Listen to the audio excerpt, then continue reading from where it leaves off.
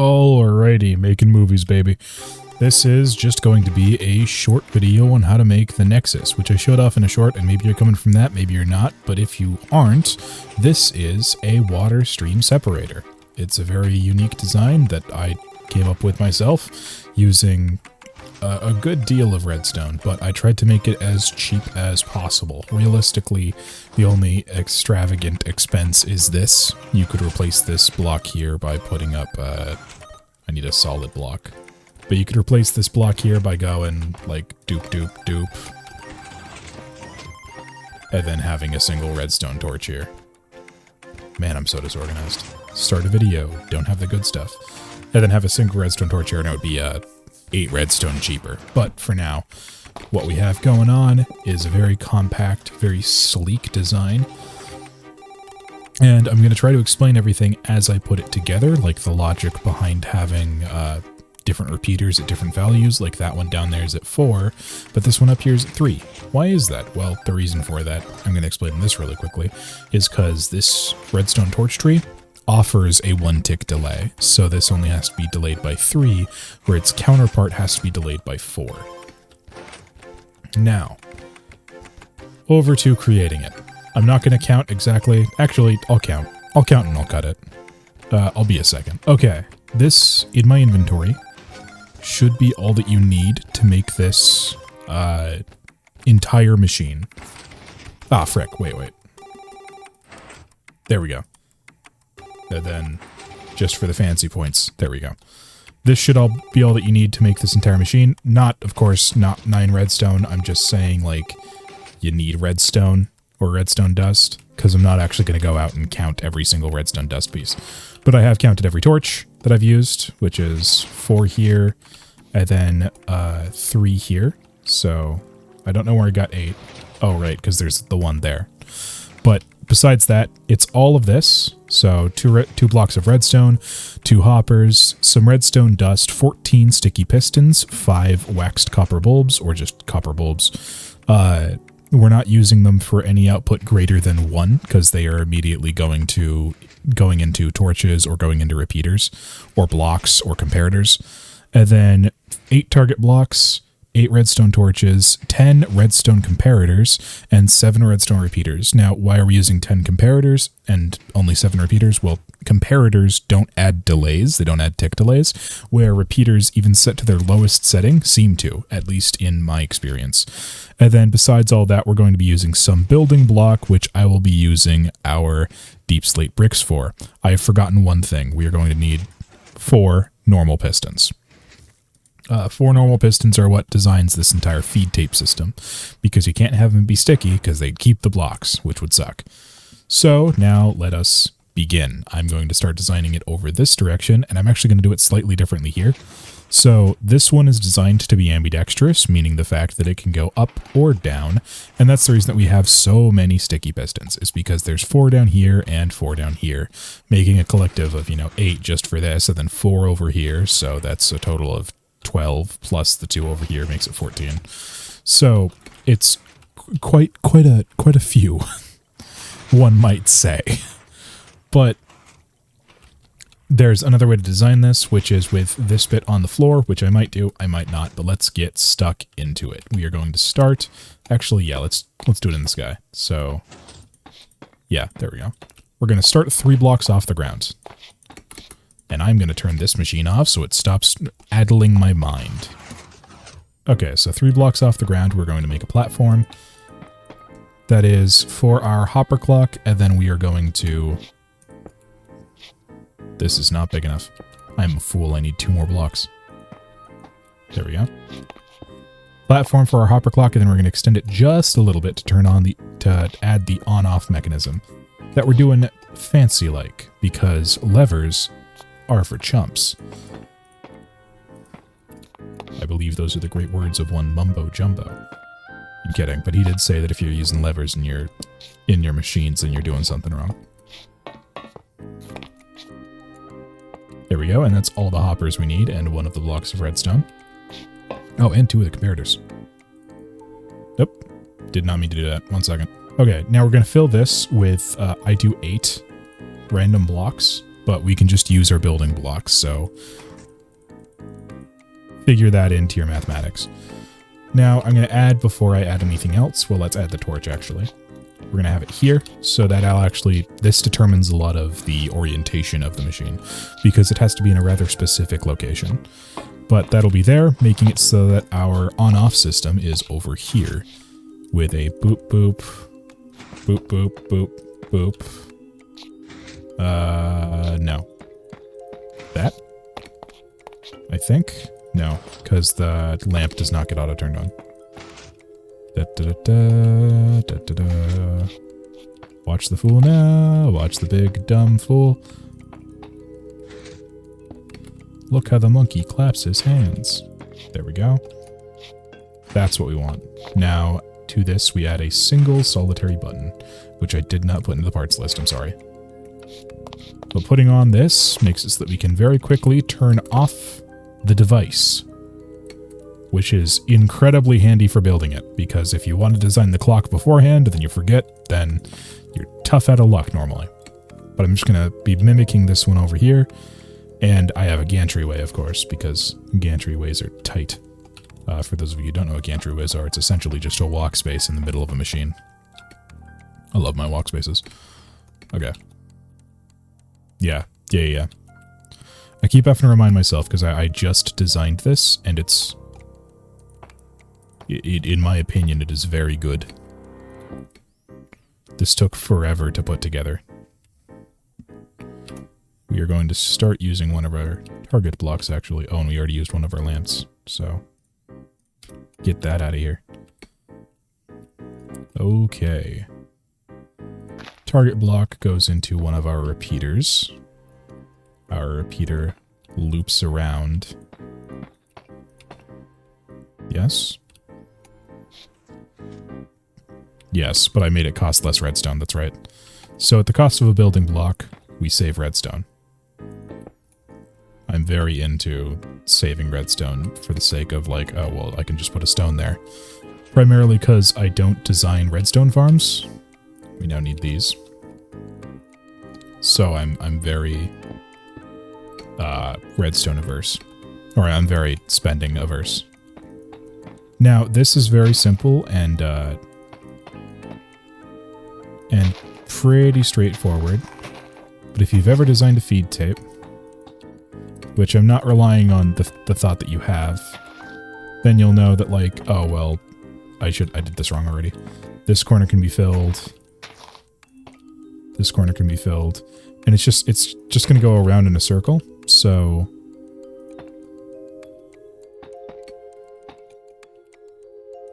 I have done something false. No, I haven't. Wait, I have. It's too big. No. Because that one is way smaller. Yeah.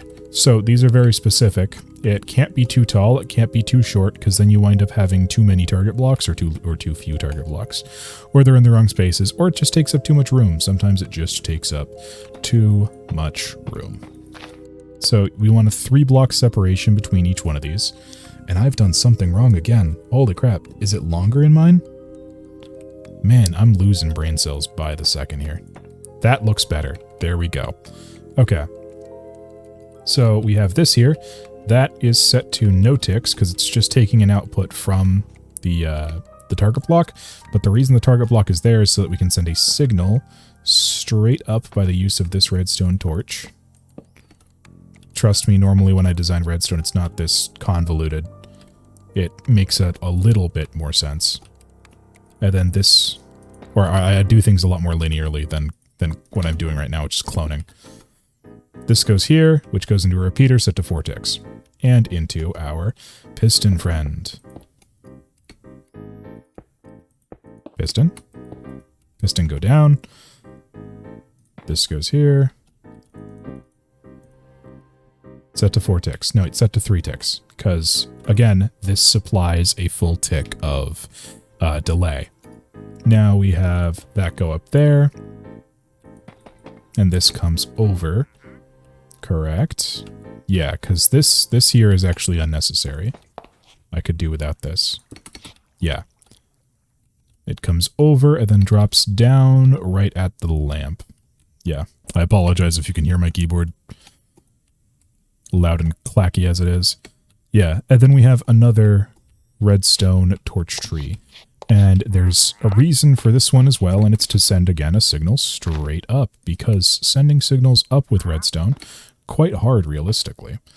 And the reason we're doing it this way is because we can actually send the signal straight up and not need to use a repeater. And honestly, I might have made a goof with the previous one, because I have it going like this. I might be making a goof with this one. 1 second. Am I doing something wrong? That goes down, meaning that, oh yeah, the orientation on this is a little wonky, but if you got some cognitive, if you have any kind of cognitive brain power, then you'll be able to do this easy enough. It is not a difficult thing. Just follow along, figure out how the feed tape would precisely go. Realistically, I'm probably making this backwards. That's probably the issue that I'm running into. But what I was saying is that over here, I'm not sure if that needs to be a target block. I'm pretty sure that I could just do this and save myself 3 redstone by doing that instead, which doesn't seem like a bad idea. Oh, it is the same layout. I'm just an invertebrate. Okay. Is it? Wait. Yeah. Sweet goodness. How do I have a spine? No, wait, that... did I do something wrong here again? Why does this seem shorter? It's the same length. No, it's not. It has 5. Okay. Okay, this is normally how things go. Don't worry, it's fine. A great way to do this, actually, that I forgot to mention, or that I forgot to do myself, is that you can actually lay it out so that these perfectly line up with each other. So, like...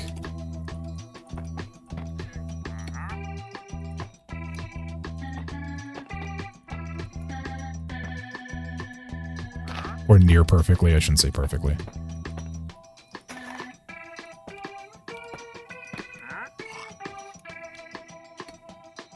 No, actually it is perfectly. Never mind.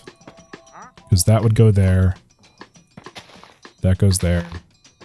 That goes there. That goes there. There, there, there. Yeah, and then break that one. Because we want 2 sides on the feed tape. There we go. I don't have dementia. I'm just an idiot.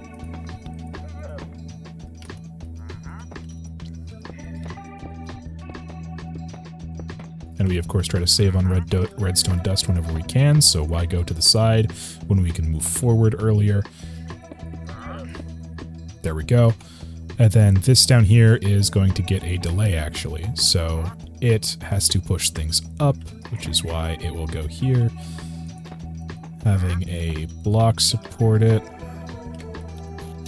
Into this block will go a repeater. I may have just saved myself actually a good deal of redstone.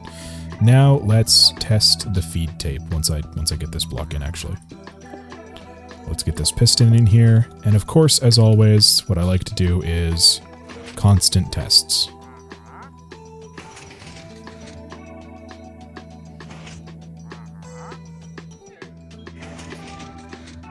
Something is wrong.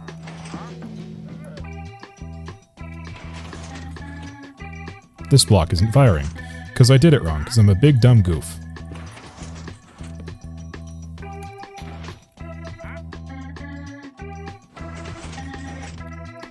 Yep, there we go.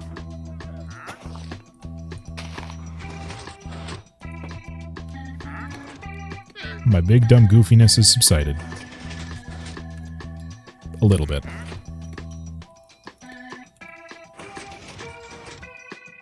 There we go. And my big dumb goofiness is gone. This is what happens when you do Redstone Live. You immediately become an idiot. Now, we don't want to put these too close to... Can you please be quiet, man? Yeah, just, like, walk off, please. I'm gonna be working here. Just walk away. So that's the second redstone block, so it's the only other one that we should need. Trash. And then we lay out this like this. Now, the reason we're doing this is that these target blocks always have power. And we can always draw power straight through them as though they're a moving redstone line. I'm going to turn this off so I can work on the next bit. And by draw power, I mean literally like we are going to be drawing power. So, we'll raise some building blocks and some repeaters. Now, these repeaters don't get any amount of delay at all. They will go directly into some pistons that are facing upwards. So we have piston, piston, piston, piston.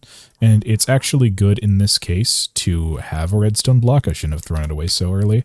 Simply because having a redstone block is a very easy way to turn on the copper bulbs. But you can also do this with a button, of course. There we go. Copper bulbs are all on. We can throw that back away. And now moving on to the main bulk of the thing. Copper bulbs, when activated, give out a comparator output of 15. They are the only, to the best of my knowledge, single block T flip-flop. So what we're going to be doing actually is a very interesting thing. If you just want the farm to and the water stream to go up or down, then you can avoid this. If you want it to do both or do either, then you have to do this next bit. So it's very important that this one here faces like this, so that instead of being always off, like these ones are, and then turning off a redstone torch... Wait, that's in the wrong spot. Because we want to put building blocks. Yeah, there we go. And turning off redstone torches that depower lines to like this one does, where this piston is suppressed. That's the exact piston that I don't want to be talking about. 1 second.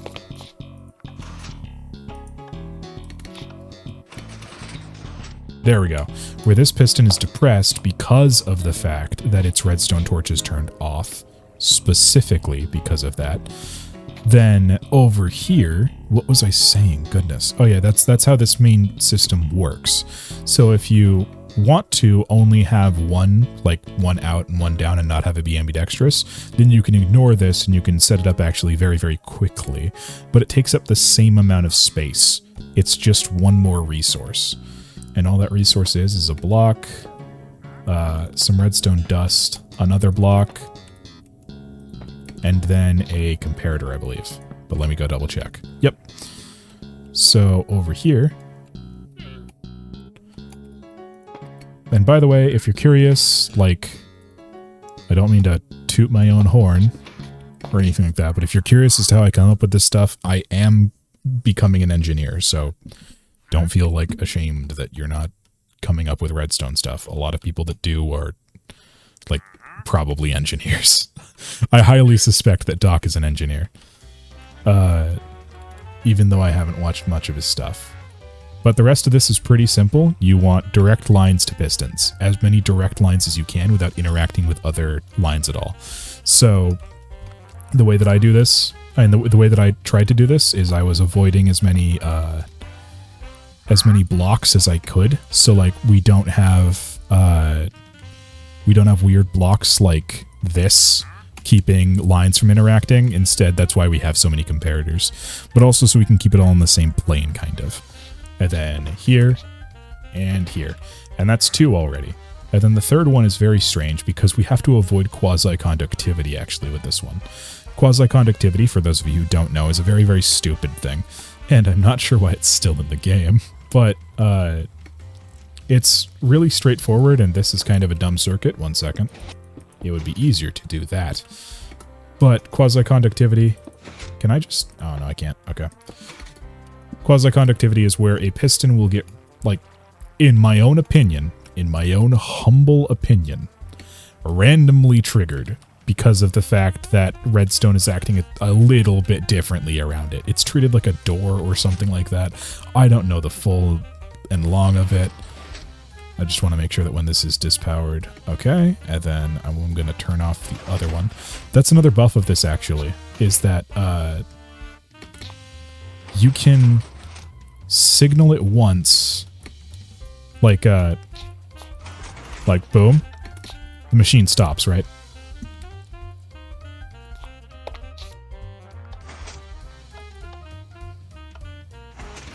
It only triggers once if you do something like that. If you throw the button twice. Now, I just want to make sure that I properly avoided activating pistons. Okay, yeah, so this circuit can be done like this, which is like miles better. But the issue that we're running into is that we have to avoid quasi-conductivity on specifically these pistons here, which had become a problem because I tried to like build a block up here and do it, but no, that powers this piston because it's kind of stupid. I don't know why. But to do this is pretty straightforward based on what I can remember, but I just have to recall a little bit better. Yeah. So the reason we're using comparators here is because comparators don't interact with blocks above them. So boom, boom, boom jams, bibbity bop, bop, bop, boom, slam, boom, boom, boom, boom, boom. There we go. And now we have another piston. I'm going to note I'm assembling this way faster than I ever would because than I did develop it, because it's way easier to assemble once you know what you're doing. This goes here and then down. So realistically, it could go here, I think, and just... I don't think that that'll negatively affect anything. Oh, is this the one that uses the target block? This might be the one that uses the target block. No, it uses a normal block. Okay, and it's the same... Yeah, same kind of design. I could really get rid of that block and make it thinner. Not for sleekness, but for conservation purposes. And then this goes into a block, powering this block, making it so that when we do this, it will activate this piston, and it will activate this piston. Bada boom. I do believe that this, though, is an example of quasi-conductivity, where that block is affecting this piston, even though they're not touching at all. I don't know. More often than not, when you see it, when people are talking about it in like YouTube shorts and stuff like that, you'll see stuff where they're talking about it being like the block is in the air. So now, this is all that we have, and I will explain it step by step. The etho clock is the entire thing that powers this system, or that times this system. So if you really want to, you can actually put more stuff in here to give more time to each part of the cycle. Every time that that thing fires off, it sends a single tick to this torch that is immediately turned off again. And then that goes through these redstone lines to move this entire feed tape one block forward, which moves every time a target block, which will always be in place. Like once this one goes over to here, then that one will take its place, into line with one of these four repeaters here, which go directly into some pistons that lift up lit copper bulbs to get us the 15 pulse value going through these comparators, except for this one, because this one actually gets turned off. Anyways, that 15 pulse goes directly into the back of a block, which turns off the redstone torch, turning off its line of redstone. And then, again, it cycles through, and as that block moves along, then this torch turns on, this torch turns off, and so on and so forth. The only difference is that this one, when it gets activated, this comparator turns off instead of it being a torch, and it contracts these two. Now, the reason that that's important is because this one used to have to do some weird gobbledygook, and I couldn't make it ambidextrous. And by that I mean that you couldn't put a pipe down here, essentially. Like if you wanted to put in your water pipes, you were tough out of luck by actually getting it down here because it had to dip down into this area. And that was not great. So... And also another issue that I ran into is the fact that you couldn't put a pipe up here, which you now can. In fact, the only issue that I have with this is that the pipe is very restricted in where it can go, as the only thing that I've been able to do with it is get it to go in this manner. So, like, as soon as it goes out, it has to take a turn. If anyone can figure out how to fix this, maybe make a video and post it in the comments. Maybe just in the comments mention how you fixed it, and I'll try to recreate it. But as far as I'm concerned or know, this is the best way to do it, or to have it, like, come out to here and immediately go up a little water stream and then over the rest of the machine. But the Nexus itself is finally working, so let's see it in action. There's the tick. And as we can see, as the entire feed tape moved, we got our second one up, and now our third. And if we go over to here, we can see that the ones directly affected by these, I'll clear out this glass actually, are going up and down exactly as planned. So that one controls this back here, and then on the next one, it goes over to here, and then on the next one, it goes over to here. And that is happening both on the top and the bottom. It's not happening on the bottom. No, no, no. Oh, no, no. Have I done something false? Why is it not occurring on the bottom? Did I just come too late? I might have come too late. Let us see. It's not. It's not happening. Ah, yes. To do Redstone live. Why might this not be happening correctly? Because I know it happens correctly in the right one, so let's go look at that one.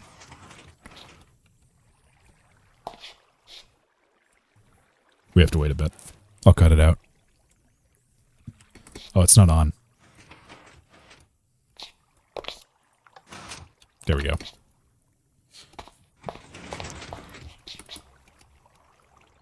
No, it's not happening on this one. Wait. Is this block necessary? Oh dear. It's not quite working the way that I want it to.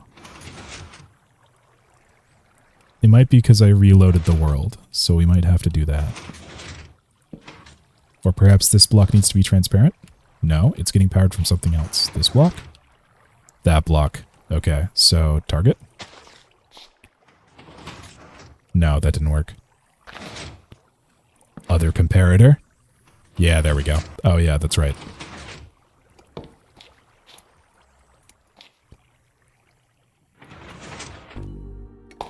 Alright, so add another comparator to that list of items that I have, and then you'll get it right, because I'm a big dumb idiot, and I forgot that that bottom one didn't move.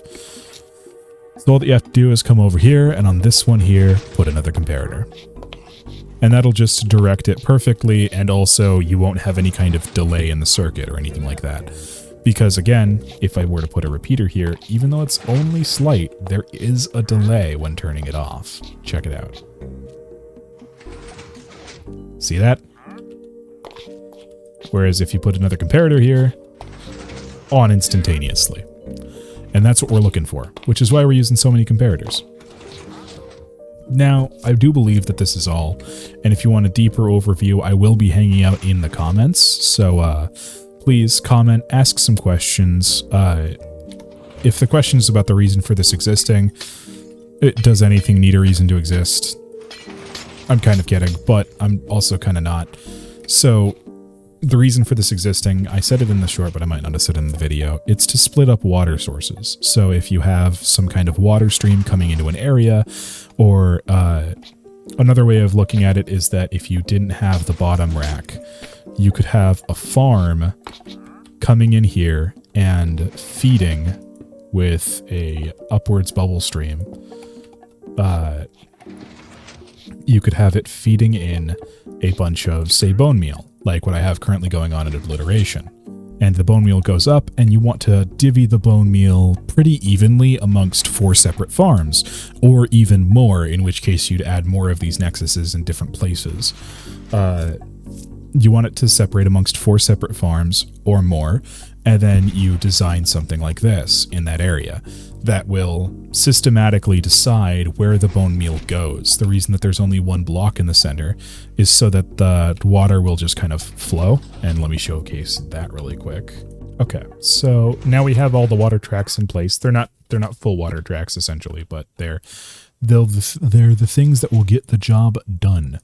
Now all we need is this, this, this, and some soul sand. Down we go. And at the bottom of this, we have a little bit of soul sand. You can also do this with a falling water stream. It's just that I really like bubble columns. I find them pleasurable to watch. And then, oh, we need the glass again. Whoops. Just to extend this tunnel a little bit. Okay.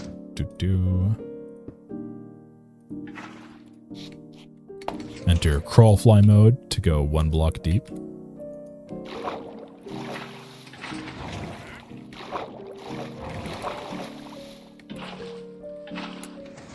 There we go. And now I think that you can already see kind of what's going on, but I'm just going to cover this up just to make sure that we don't lose any items. But if we go down here and we make a little platform and say that we wanted to sort out some pistons evenly amongst a different thing. Well, they go down the tube, they go up, and they get sorted. Well, these ones all went here because I did the timing wrong, but, you know. If we were to say,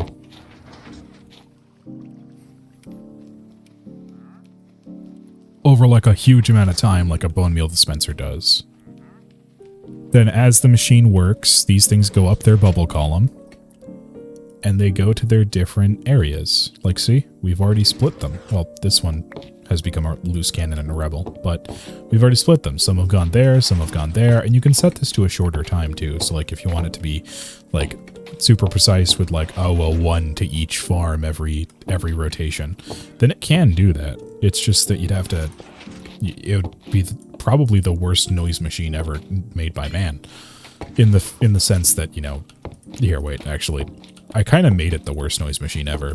Let me show you really quick. So all of this is running on pistons, of course, right? So if we just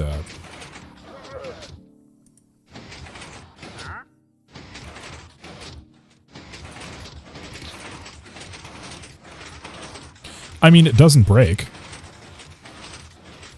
It's good to see that it can run at high speeds. But I'm going to put the volume at the normal audible level. And I'm just going to let you listen to this for like 30 seconds.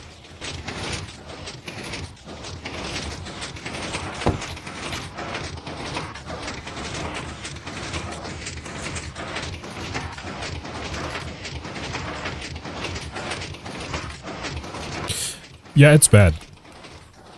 Even though I would argue that the like mechanical sounds is very good, I would also argue that you don't need that in your life. You don't need that much noise. Unless maybe you're like Tango and you're making a factory, in which case that noise would be completely applicable. But in any other circumstance, I don't see a reason to have that much piston sound. It's just, it becomes a noise machine very rapidly. But you could do it. I'm not saying you shouldn't. I'm just saying it would be kind of dumb. But yeah, this is this device, and I'm actually going to show you some ideations now as a little bit of thank you for staying to the end of the episode blooper. Thank you for staying to the end of the episode, by the way. This is pretty close to the end. But I'm going to show you the iterations of this. This is by far the most compact version of it that you can time, which is very important, that little caveat that you can time, because again, you can put a full stack in there and have it go for like a minute, and then it changes, and then a minute, and then it changes. But this is the exact model, of course, and this is the ambidextrous one, so you actually see that it can do both at the same time. Maybe put this in like the center of your sorting system, have it look super duper sick, because especially since like you can walk around it, and then you can have these go up and around you and stuff like that, and be like, oh yes, I am the Redstoned man, even though realistically all that you do is watch tutorials on YouTube and copy people. I'm not saying that's bad. I do it. I'm shameless. My entire sorting system is based on what Impulse did. I have no shame. I have no fear. But anyways, this was the design just before it, which is a touch of a mess. And by a touch, I mean pretty bad. So it's the same feed tape system, except for the fact that this one, I think, has lost a block since I last checked in on it. Where'd it lose the block from? Oh no. Oh, it's from there. It's from there, isn't it? No, it isn't. Alright, I'm just going to get rid of you then. But yeah, it's running on the same feed tape system. It's a little bit more jerry-rigged. But up here was the big problem that I ran into. It got really expensive, and again, we have these floating blocks that have to be here. And I really don't like 1x1 spaces in my redstone builds. Even though I have crawl on demand, I don't like using them. Because when you use crawl on demand, it's not vanilla, so arguably, inarguably, you know, yada yada yada. Some might say it's distasteful, but two, I really don't like these. If I can do it, maybe a little bit more expensive on the quartz side, but not expensive on the repeater side, and not have these, I will do it that way. But also the problem with this is the fact that it's, one, not ambidextrous. That's a very recent development. But two, it happens in a weird pattern. Notice how this one just came up, and then that one comes up, and then next up is this one. Unless it's not functioning properly. It's not functioning properly, because I'm an idiot. Okay, I thought that I could save up some stuff. I couldn't, because that powers that. But you'll notice, like you can see it, it's pretty obvious. It does still work from either having items dropped into it or pushed up it, but this would sit on top of it much, much higher, essentially. It's not as low profile. And then this over here is the idiot version. So this is the idiot version, and it's a floor rotating one. It's not timeable. Well, it is. But the caveat to that is that it's not timeable precisely, essentially. So where the hopper clock allows you to time things like down to a second, essentially, this thing is just a dumb logic, is the best way to put it. A redstone block goes around a circle of immovable tile entities strapped to three slime blocks, because I was running into some quasi-conductivity stuff. Again, dealing with pistons this often makes me want to commit a certain Japanese ritual. But these all go to equally ticked repeaters, because this one definitely needed a repeater, so all of them get it just so that they're at the same delay. And then that goes to this pillar. And realistically, this is watertight. It is nice. But it also moves at this mandatory pace. Like, the only way to slow this down is to add more repeaters down here. Notably, I will say this for it. If you really want to, you can slow down the entire machine by only adding one more repeater. Or no, correction, you can slow down one leg of the machine by adding one more repeater. So since I slowed down that leg, now this guy gets a little bit more attention. See that? So that's like the one thing that you can say for this, and you could of course like hyperspeed this one. So now that guy gets no attention at all.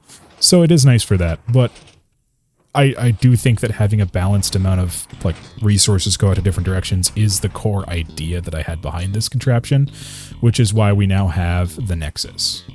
Because I'm going to warn you, this one was called the Spider Box. It reminded me of a gearbox from a car.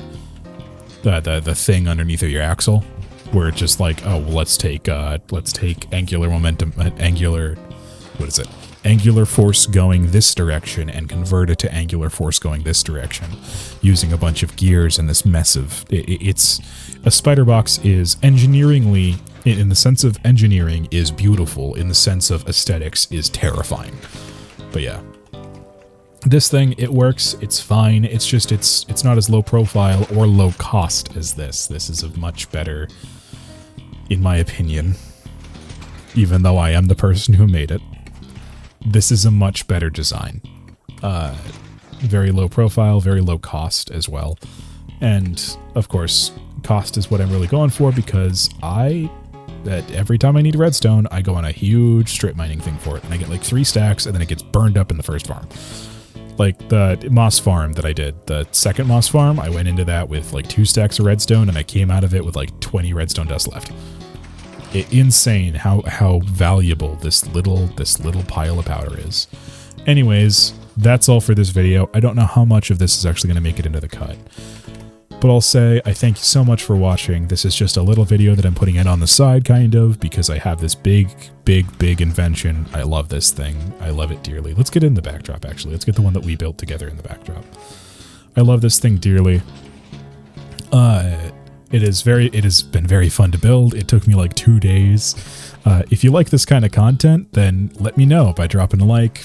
Maybe throw it in the comments. I know I've done so many calls to comment, but maybe throw it in the comments. And I am a builder redstoner. So like realistically, even though on Obliteration I'm doing a lot of building, I really love figuring out redstone goodness. Like I adore it. Mumbo Jumbo is my spirit animal. But that's not making it into the cut. This has been a little redstone guide, a little guided tour through the way that my brain works. And my brain works very poorly. That's just the case in fact. Anyways, this will very shortly make its way into Obliteration. I'm making several farms that require bone meal. I already have several farms that require bone meal. I'm making a wheat farm that won't require bone meal because of the fact that I'm using conscripts. I mean villagers. I mean conscript. Indentured servant. That's bad too. No. Willing and paid employees. That's the best one. Zombie labor. Kind of. Well, I revived them and then I put them to work. It's a gray area with villagers, you know? I'm not sure if they have souls anymore. But I'm going to be building that. That's what the big project behind me is. I was testing someone else's farm design. I'm going to be using theirs. I'm going to credit them in the video. But yeah, for now though, this is what it will be getting bone meal to. Everything else, because there's a lot of farms that need this stuff really badly. And if I can get 2 or 3 moss farms to pool it all together in the same thing, then that'll be really great. And then I can have all that pool come up a Nexus and get ported off to different things. You know what I mean? And this Nexus could just bing bang boom shoot them off to the different things. Anyways, I'm rambling. I'm tired. Like honestly, it's around 1. And every time that I do that thing where I suddenly don't move, even though it sounds like I should be moving, I'm taking my hands off the mouse because I'm doing actual acting. That's how sleepy I am. Anyways, I said anyways so many times. In conclusion, because this is the conclusion, I say I thank you so much for watching. I hope you have a lovely, lovely rest of your day. Safe travels, happy hunting, and Solo Deo Gloria.